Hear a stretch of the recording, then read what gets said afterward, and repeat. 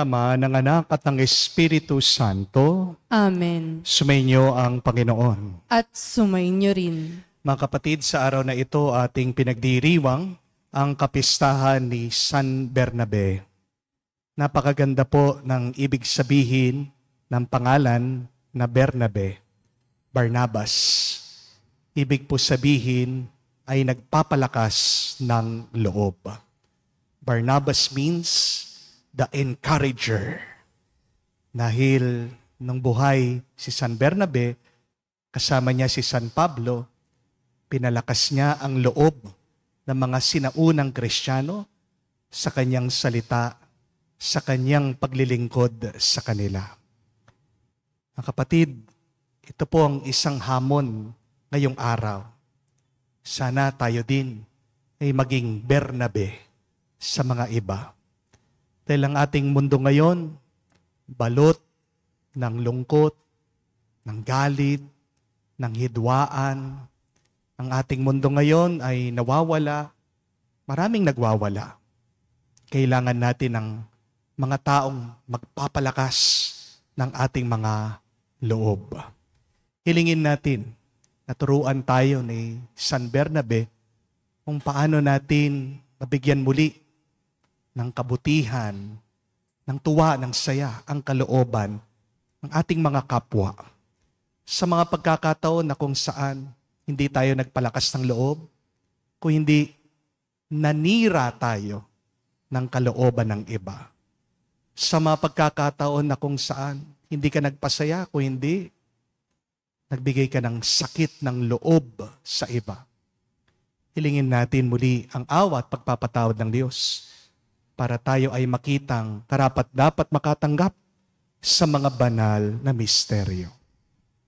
Inaamin ko Sa makapangyarihang Diyos at sa inyo mga kapatid, na lubha akong nagkasala sa isip, sa salita, sa gawa at sa aking pagkukulang. Kaya'y sinasamo ko sa mahal na Birheng Maria, sa lahat ng mga anghel at mga banal, at sa inyo mga kapatid, na ako'y ipanalangin sa Panginoong ating Diyos. kaawaan tayo na makapangyarihang Diyos, patawarin tayo sa ating mga kasalanan, at patnubayan tayo sa buhay na walang hanggan. Amen. Panginoon, kaawaan mo kami. Panginoon, kaawaan mo kami. Kristo, kaawaan mo kami. Kristo, kaawaan mo kami. Panginoon, kaawaan mo kami. Panginoon, kaawaan mo kami. Manalangin tayo. Ama naming makapangyarihan, si San Bernabeng puspos ng Espiritu Santo at pananampalatayang matibay, ay sinabi mong ibukod upang gampanan ang pag-akit sa mga bansa. Ang mabuting balita na masigasig niyang inilahad ay patuloy nawang may pahayag at totohanang matupad. Sa pamagitan ni Jesucristo, kasama ng Espiritu Santo, magpa sa walang hanggan. Amen.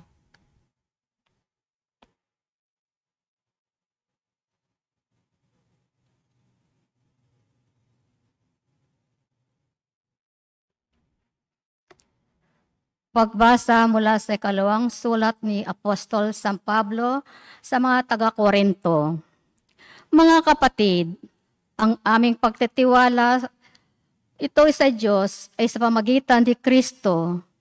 Kung sa aming sarili lamang ay wala kami sapat na kahayan gawing ito, ang Diyos ang nagkaloob nito sa amin. Niloob niya kami maging lingkod ng bagong tipan. Tipang hindi nababatay sa kautusang natititik kundi sa Espiritu, sapagkat ang dulot ng titik ay kamatayan. Ngunit ang Espiritu ay nagbibigay buhay. Nang ibigay ng alituntunin ang paglilingkod na nakatitik sa tinapyas na bato, kalakip na nahayag ang kaningningan ng Diyos. Ano pat hindi matignan ng mga Israelita ang mukha ni Moises, bagamat kaniningan nito ay lumipas.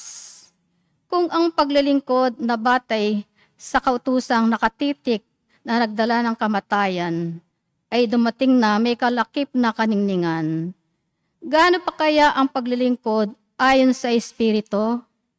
Kung may kaningningan ang paglilingkod na nagdudulot ng hatol ng kamatayan, lalo pang maningning ang paglilingkod na dulot ng pagwawalang sala. Dahil dito'y masasabi natin, ang dating ningning ay wala na, sapagkat nahalilan ng lalo pang kaningning. Kung may kaningningan ang lumipas, igit ang kaningningan nung nanatiling magpakailanman. Ang salita ng Diyos. Salamat sa Diyos. Diyos makapangyarihan, ika'y tunay na banal. Diyos na makapangyarihan, ikaw ay tunay na banal. Ampon nating Diyos ay lubos na papurihan. Sa harap ng tron niya'y sambahin ng ngalang banal. Diyos na makapangyarihan, ikaw ay tunay na banal. Si Moises at Aaron ang mga saserdote niya, at si Samuel na may lingkod na kanyang sumamba. Nang ampoy dalanginan, dinig naman sila. Diyos na makapangyarihan, ikaw ay tunay na banal. Ampon ay nagsasalita sa gitna ng mga ulap. Sila na may nakinig, utos niya ay tunupad. Diyos na makapangyarihan, ikaw ay tunay na banal. Ampon naming Diyos, sinagot mo sila agad, at ika'y nakikilalang Diyos ay mapagpatawad. Ngunit pinagdudurusa mo kung gaway hindi tumpak. Diyos na makapangyarihan, ikaw ay tunay na banal. Ang Diyos nating Panginoon, dapat nating pupurihan. Sa banal na bundok niya sambahin ang kanyang ngalan. Siya'y ating Panginoon, siya'y ating Diyos na banal. Diyos na makapangyarihan, ikaw ay tunay na banal.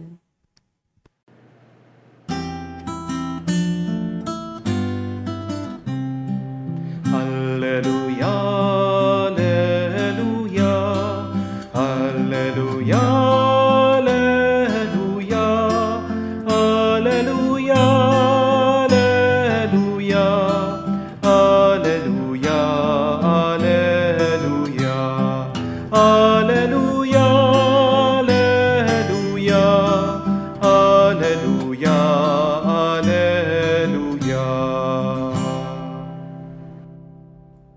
Panginoon, ituro mo na iyong landas ay sundin ko sa pagtahak sa totoo. Alleluia, alleluia. Sumainyo ang Panginoon. At sumainyo rin. Ang mabuting balita ng Panginoon ayon kay San Mateo. Papuri sa iyo, Panginoon. Nung panong yon, sinabi ni Jesus sa kanyang mga alagad, "Huwag ninyong akalaing naparito ako upang pawalang bisa ang kautusan at ang aral ng mga propeta.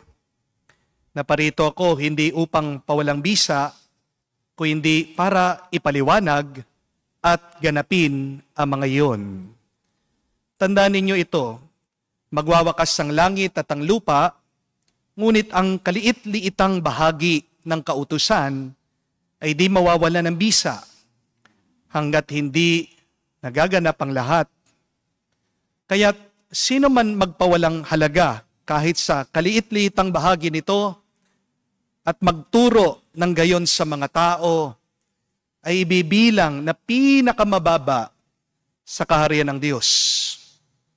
Ngunit ang gumaganap ng kautusan at nagtuturo na tuparin yon ay ibibilang na dakila sa kaharian ng Diyos."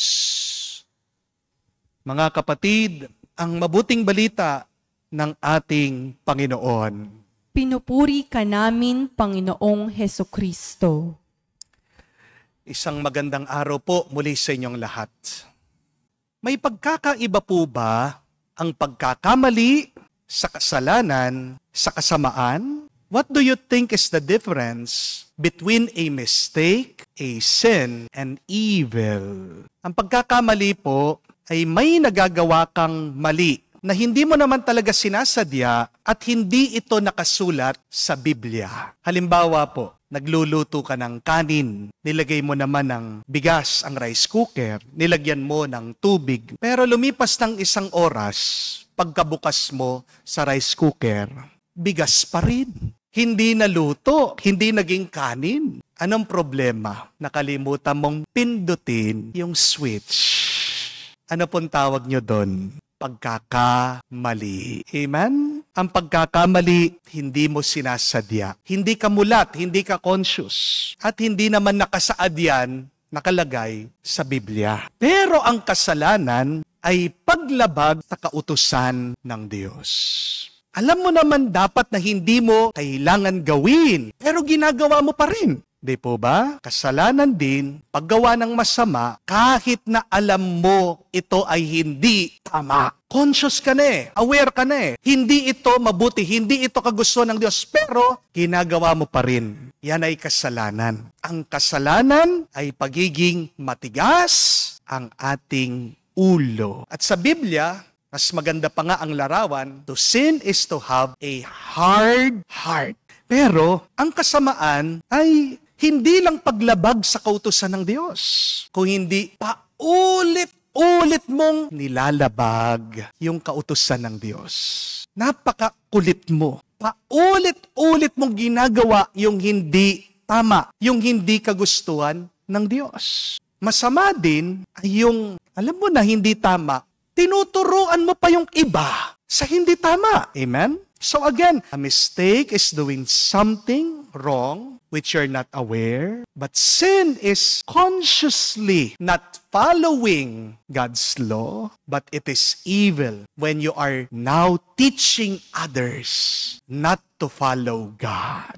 It is good to ask and to reflect today. Are you making a mistake? Are you sinning? Or are you already living a evil lifestyle? Kapatid, tingnan mo ang iyong buhay. Baka naman kaya hindi ka pinagpapala ngayon kasi ikaw ay nagkakasala at ikaw na ay napapasama. Hindi ka kasi magiging marangal sa karya ng Diyos. Pinapaalala ng ating Panginoon kung nagpapatuloy ka sa pagkakasala at sa kasamaan. As Jesus said in the gospel, one can be only the greatest in His kingdom if we obey God's law and if we teach others to obey God's will. Pansinin niyo po yung sinabi ni Jesus. Hindi sapat yung sumusunod ka lang sa kautusan ng Diyos.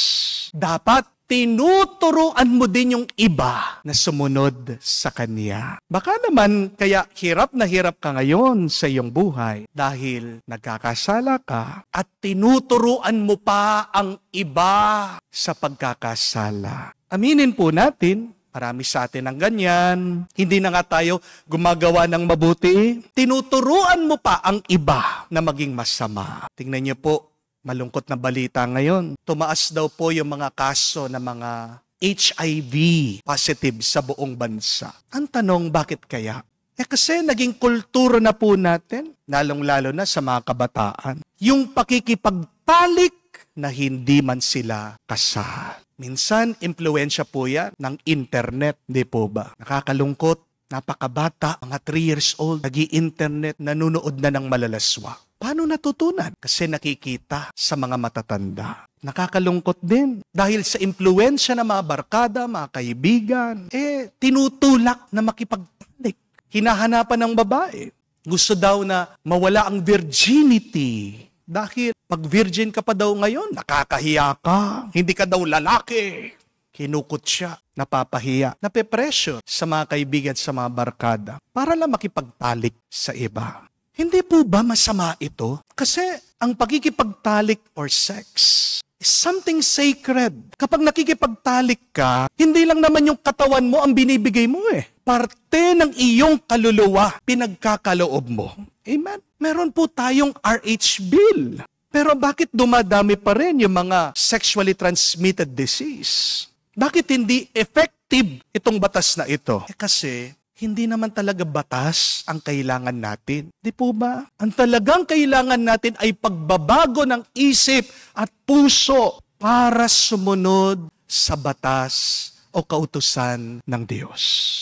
Amen? Minsan, isa pang malungkot na kwento at katotohanan, kapag galit tayo sa isang tao, naghahanap tayo ng mga kasangga, naghahanap tayo ng mga ibang tao o makakasama para magalit din sila dyan sa taong kinagagalitan natin. Di po ba? Aminin natin. Isang masamang ugali natin yan. Tinuturuan natin ang iba na magalit at magkaroon ng pagkamuhi sa kanilang mga puso. Pero kapatid, kung galit ka, bakit mo tuturuan yung ibang magalit? Nasa totoo naman, hindi naman sila kasama dun sa away nyo, dun sa issue nyo. Di po ba? Remember this, you are teaching a demonic wisdom when you are teaching others to be angry, to hate.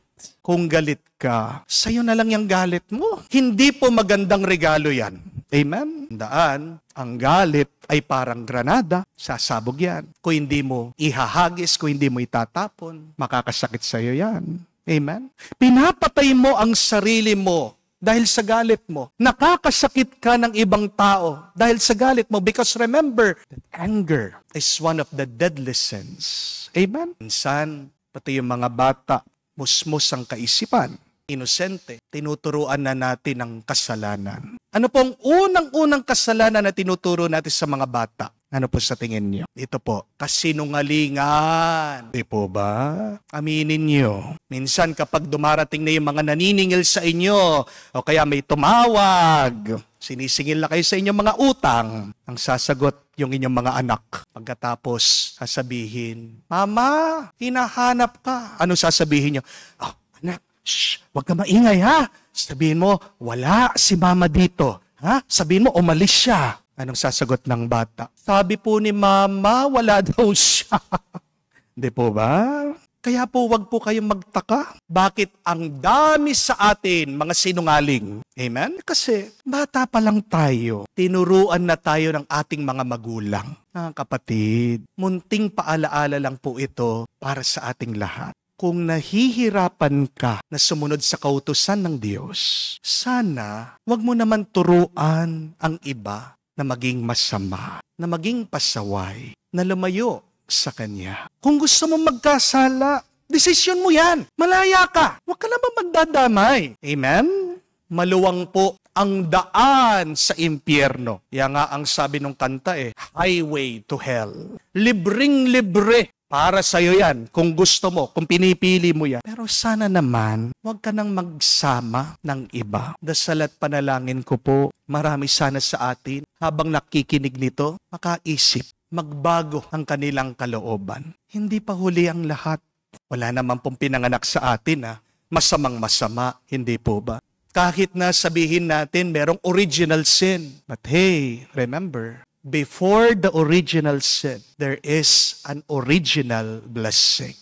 Nauna ang Diyos, nauna ang pagpapala ng Diyos, bago ang pagkakasala ng tao. Walang pinanganak na masama. Tayo'y gawa ng Diyos. Nilalang niya mabuti. Napasama lang naman tayo At natuto lang naman tayo na gumawa ng masama. Ito po ang mabuting balita. Kung nakatuto ka ng masama, kung natutunan mong magkasala, pwede mo naman makalimutan yan. Advantage din po yung meron tayong short-term memory. Pwede ka pa naman matuto muli na gumawa ng mabuti na maging tapat sa Diyos. Amen? If you have learned to be lustful, you can still learn to be pure and faithful. If you have learned to hate, if you have learned to be angry, you can still learn to forgive. If you have learned to hate others, you can learn to love again. Opo, mahirap minsan na maging mabuti. But remember this, difficulty does not mean impossibility. Mahirap, pero pwede maging mabuti at banal. Ano po ang kabutihan at kabanalan? Ito yung gusto mong malaman, ano ang kagustuhan ng Diyos. Ito yung kagustuhan, gusto mong sumunod sa Kanya dahil mahal mo ang Diyos. At ito din yung may kagustuhan kang ituro ang kagustuhan ng Diyos sa iba. Kabanalan at kabutihan, yung nilalapit mo ang iba sa Panginoon. Mas mabuti at mas maganda. Turuan mo ang iba tungkol sa pagmamahal sa Diyos. Dahil na nagtuturo tungkol sa pagsunod sa Diyos, ay tinataas niya, ay pinagpapala niya. Hindi lang kakaunti, kung hindi sobra-sobra. Amen. Tumayo po tayo. Pinangako ng Diyos ang kaligayahan sa mga sumunod sa kanya mga batas at sa mga naghahangad sa kanya ng buong puso. Manalangin tayo ngayon ng sama-sama at buong katapatan ang iisang pananampalataya. Ating sabihin, Panginoon, dinggin mo kami. Panginoon, dinggin mo kami. Ang Santo Papa at mga obispo, sa pamamagitan ng kanilang pagtuturo at pamumuhay, naway humihikayat sa kawan na sumunod sa pamamaraan ng pag-ibig ni Kristo. Manalangin tayo sa Panginoon. Panginoon, dinggin mo kami. Ang mga pamilya ng mga bansa, naway higit na magsumikap at maging masigasig upang makamit ang kapayapaan at matatag na mapanatili ito. Manalangin tayo sa Panginoon. Panginoon, dinggin mo kami. Ang mga mag-asawa, naway makadama ng alab ng pag-ibig ng Diyos sa kanilang pagsasamahan.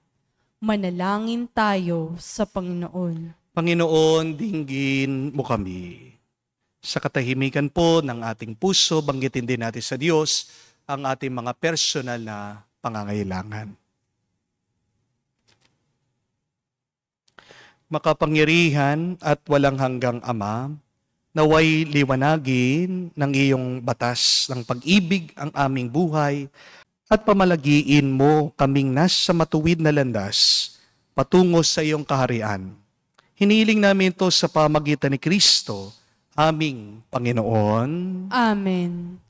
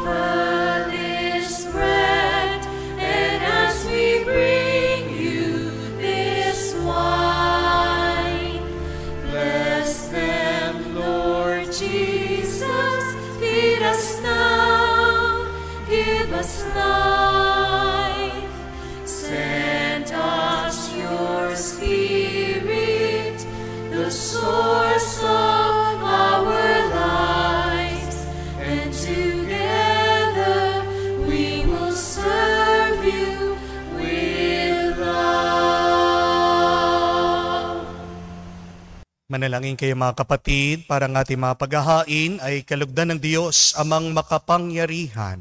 Tanggapin nawa ng Panginoon itong paghahain sa iyong mga kamay, sa kapurihan niya at karangalan, sa ating kapakinabangan at sa buong sambayanan niyang banal. Ama naming lumikha, ang mga alay ay gawin mong banal. sa iyong pagbabasbas na magpaalab nawa ng ningas ng iyong pag-ibig sa aming lahat, sapagkat ito rin ang nagbubunsod kay San Bernabe para ihatid sa mga bansa ang liwanag ng mabuting balita sa pamagitan ni Jesucristo kasama ng Espiritu Santo, magpa sa walang hanggan. Amen. Sumainyo ang Panginoon. At sumainyo rin. Itaas sa Diyos sa inyong mga puso at diwa. Itinaas na namin sa Panginoon. Pasalamatan natin ang Panginoong ating Diyos. Marapat na siya ay pasalamatan. Ama naming makapangyarihan, tunay nga marapat na ikaw ang aming pasalamatan. Sa pamagitan ni Jesucristo na aming Panginoon, tinatag niya ang iyong sambayanan at ang mga apostol ay sa ligat katuwang sa pagpapanatili ng iyong pagmamahal, hindi magwawakas kahit kailanman. Kaming sambayanan mo dito sa daigdig ay katibayan ng pamumuhay sa langit. Kami narito ang tagapaghiwatig sa pagkakaisa ng tanan sa iyong pag-ibig. Kaya kaisa na mga anghel nang sisiawit ng papuri sa iyo, nang walang humpay sa kalangitan, kami nagbubunyi sa iyong kadakilaan.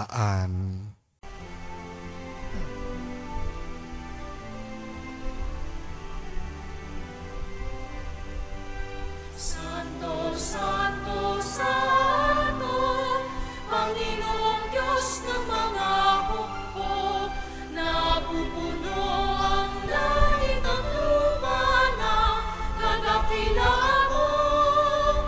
Hosana, Hosana, sa kaitaasan, pinagpala ang naparirito sa ngalan ng Panginoon.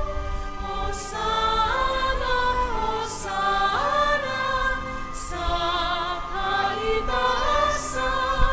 Hosana, Hosana, sa kaitaasan. Ama naming banal, ikaw ang bukal ng tanang kabanalan, kaya't sa pamagitan ng iyong Espiritu, gawin mong banal ang mga kaloob na ito, upang para sa amin maging katawan at dugo ng aming Panginoong Hesu Kristo. Bago niya pinagtiis ang kusang loob na maging handog, hinawakan niyang tinapay, pinasalamatan kanya, pinaghati-hati niya iyon, inabot sa kanya malagad at sinabi, tanggapin ninyong lahat ito at kanin. Ito ang aking katawan na ihahandog para sa inyo.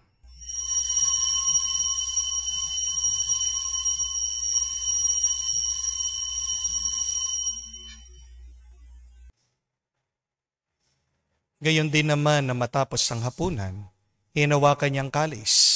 Muli kanyang pinasalamatan. Inabot niyang kalis sa kanya malagad at sinabi, tanggapin ninyong lahat ito at inumin. Ito ang kalis ng aking dugo, ng bago at walang hanggang tipan. Ang aking dugo na ibubuhos para sa inyo at para sa lahat, sa ipagpapatawad ng mga kasalanan. Gawin ninyo ito sa pag-alaala sa akin.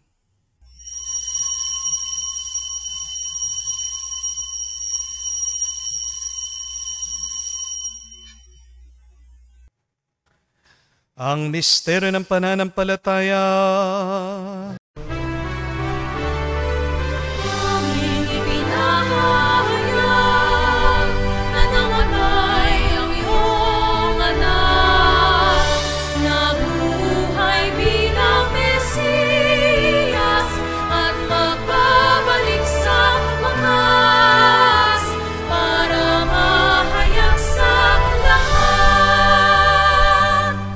Ama, ginagawa namin ngayon ang pag-alaala sa pagkamatay muling pagkabuhay ng iyong anak. Kaya tinialay namin sa iyo ang tinapay nagbibigay buhay at ang kalis na nagkakaloob ng kaligtasan. Kami nagpapasalamat dahil kami yung minarapat na tumayo sa harap mo para maglingkod sa iyo. Sinasamo namin kami magsalo-salo sa katawan at dugo ni Kristo ay mabuklod sa pagkakaisa sa pamagitan ng Espiritu Santo. Amalingapin mong iyong simbahan, laganap sa buong daigdig. Puspusin mo kami sa pag-ibig. Kaisa ni Leon, ang aming Santo Papa, si Florentino, aming Arsobispo, at ng Tanang Kaparian. Alalahanin mo rin ang aming mga kapatid na nahimlay. May pag-asang sila'y muling mabubuhay. Gayon din naman lahat ng mga pumanaw. Kaawaan mo't sila't patuloyin sa iyong kaliwanagan. Kaawaan mo't pagindapating kaming lahat. Makasalo sa iyong buhay na walang wakas. Kaisa na Mahal na Birhen Maria, Ina ng Diyos, kaisa ni San Jose ang kanyang malwalhating esposo, kaisa ng mga apostol, si San Bernabe, at lahat ng mga banal na namuhay dito sa daigdig na kalugod-lugod sa iyo. May pagdiwang naman namin ang pagpupuri sa ikararangal mo sa pamagitan ng iyong anak, aming Panginoong Hesu Kristo. Sa pamamagitan ni Kristo, kasama niya at sa Kanya, ang lahat ng parangal at papuri ay sa iyo, Diyos Ama, makapangyarihan, kasama na Espiritu Santo, magpasawalang hanggan. Amen, Amen, Amen. Sa nakakagaling na utos sa turo ni Jesus sa Panginoon natin na Diyos, ipahayag natin ng lakas sa loob.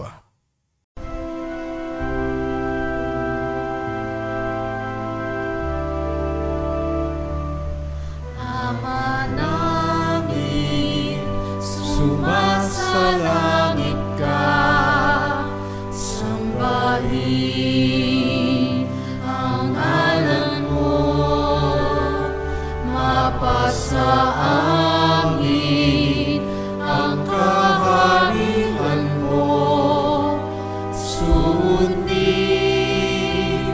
ang loob mo dito sa lupa, para lang sa langit.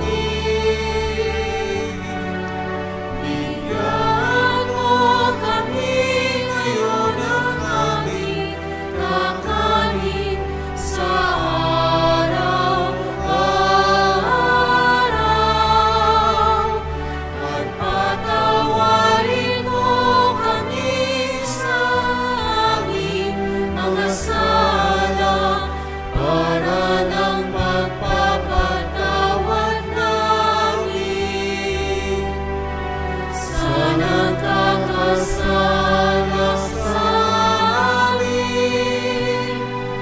At huwag mo kaming ipahintulot sa tukso, at iadya mo kami sa lahat ng masama.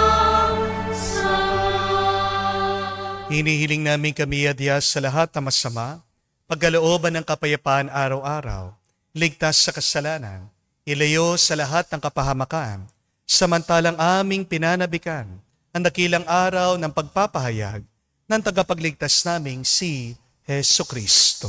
Sapagkat iyong kaharian at ang kapangyarihan at ang kapurihan magpakailanman. Amen. Panginoong Hesu Kristo, sinabi mo sa mga apostol, kapayapaan ang iniiwan ko sa inyo.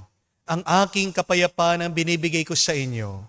Tungayan mo ang aming pananampalataya at huwag ang aming pagkakasala. Pagkalooban mo kami ng kapayapaan at pagkakaisa ayon sa iyong kalooban, kasama ng Espiritu Santo, magpa sa walang hanggan. Amen. Kapayapaan ng Panginoon ay laging sumainyo. At sumainyo rin. Magbigayan po tayo ng kapayapaan sa bawat isa. Pisuin niyo po, kapayapaan po sa inyong lahat.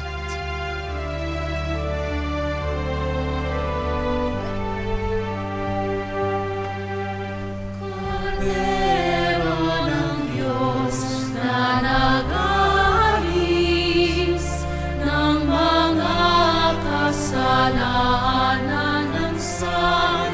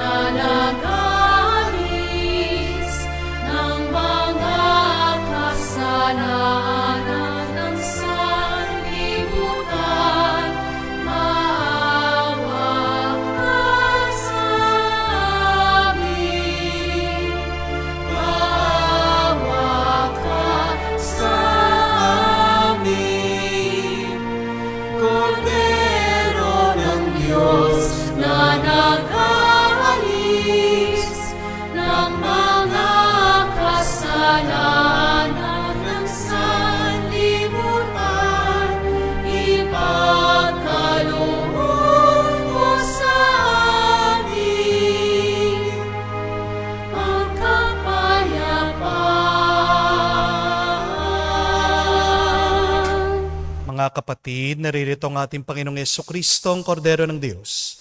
Siya nag-aalis sa mga kasalanan ng sanlibutan. Mapalad tayong lumalapit sa piging ng Kordero. Panginoon, hindi ako karapat-dapat na magpatuloy sa iyo, ngunit sa isang salita mo lamang ay gagaling na ako.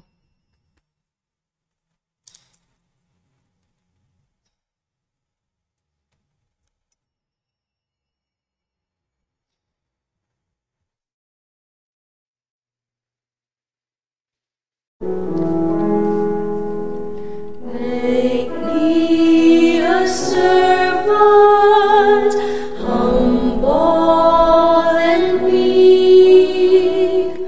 Lord, let me lift up those who are weak, and make the prayer of my heart always be.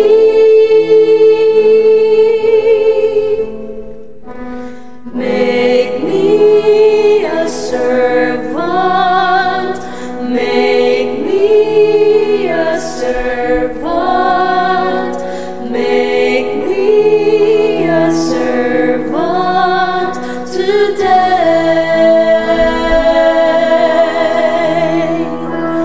Make me a servant, humble and weak. Lord, let me lift up those who are weak, and make the prayer of my heart always be.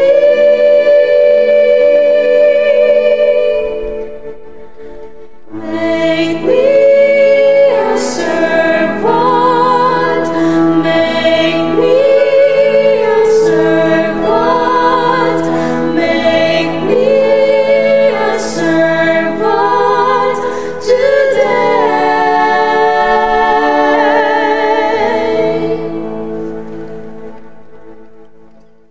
Manalangin tayo. Ama namin mapagmahal, kami tumanggap sa banal na pakikinabang ay nakikiusap sa iyo ng aming pinagsaluhan sa paggunita ng apostol si San Bernabe ay maganap ng hayagan sa aming buhay. Sa pamagitan ni Jesucristo kasama ng Espiritu Santo, magpasawalang hanggan. Amen. Mga kapatid, may dalawa po tayong pwedeng pagpiliin ngayong araw. Pwede kang maging San Bernabe o pwede kang maging Barabas.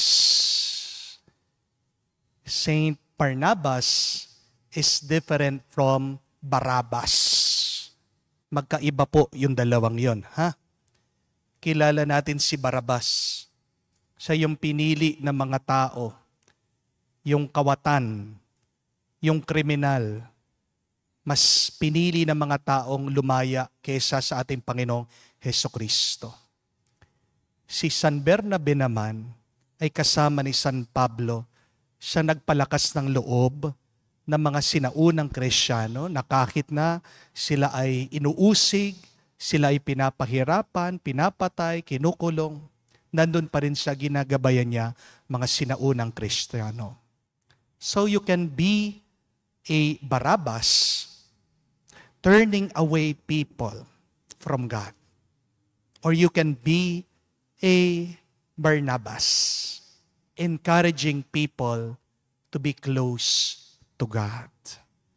Mga kapatid, kung namulat ka, nakukonsensya ka, alam mo sa loob mo, hindi ka lang nagkakasala pero ikaw ang nagiging sanhi at daan ng pagkakasala sa iba. Sana naman, kaisip ka ng mabuti habang may oras at panahon. Tulungan mong iba, turuan mong iba na mas mapalapit sa Diyos para pagdating ng araw, sa ating pag-uwi sa karya ng Diyos, tayo magiging marangal at tunay na maipagmamalaki ng Panginoon. Sumainyo ang Panginoon. At sumainyo rin. At kayo basbasan ng Diyos makapangyarihan sa lahat, sa ngalan ng Ama, ng Anak, ng Espiritu Santo. Amen. Ang ating misa ay natapos na. Humayo kayo sa kapayapaan ni Kristo. Salamat sa Diyos.